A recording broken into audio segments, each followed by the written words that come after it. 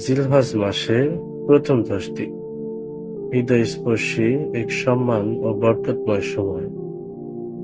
প্রিয় ভাই ও বোন, আসসালামু আলাইকুম ওয়া রাহমাতুল্লাহি ওয়া বারাকাতুহু।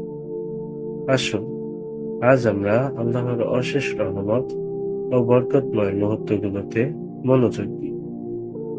জিলহজ মাসের প্রথম 10 দিন, এই দিনগুলো হলো আল্লাহর অশেষ অনুগ্রহ ও বরকতের সময়, যা মুসলমানদের জীবনে এক অপূর্ব সুযোগ করে দেয় নিজেদের আত্মাকে পরিশুদ্ধ করতে, ফরজ ও নফল আমল করতে এবং আল্লাহর সাথে সম্পর্ক গভীর করতে।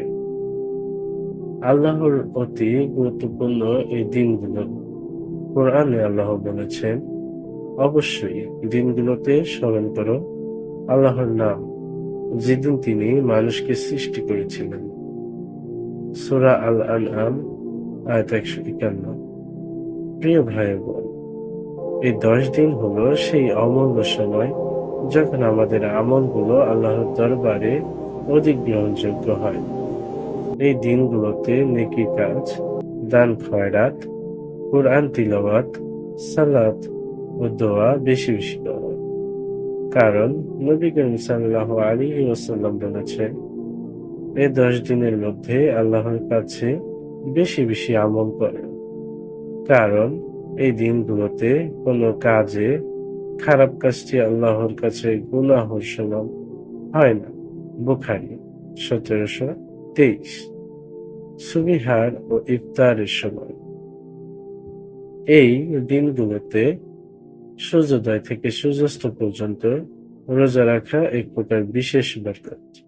এর মাধ্যমে আল্লাহ প্রক্সিমিটি লাভের আশায় নিজেদের আত্মাকে সজীব করা যায়। আত্মশুদ্ধি ও তওবার সময়, এই সময় নিজেকে সংশোধন করার, পাপ থেকে মুক্তির জন্য তওবা করার, ভুল ও গুনাহের জন্য ক্ষমা প্রার্থনা, নিজের দোষগুলো স্বীকার করে আল্লাহর কাছে ক্ষমা চাওয়া এসব গুরুত্বপূর্ণ। আল্লাহর আনুগত্য ও সেবা, অসহায় ও দারিদ্রের জন্য দান খয়রাত করা, পথ চলতে চলতে অন্যের জন্য কিছু উপহার দেওয়া, এসব আমল এই দিনগুলোকে আরো মূল্যবান করে তোলে।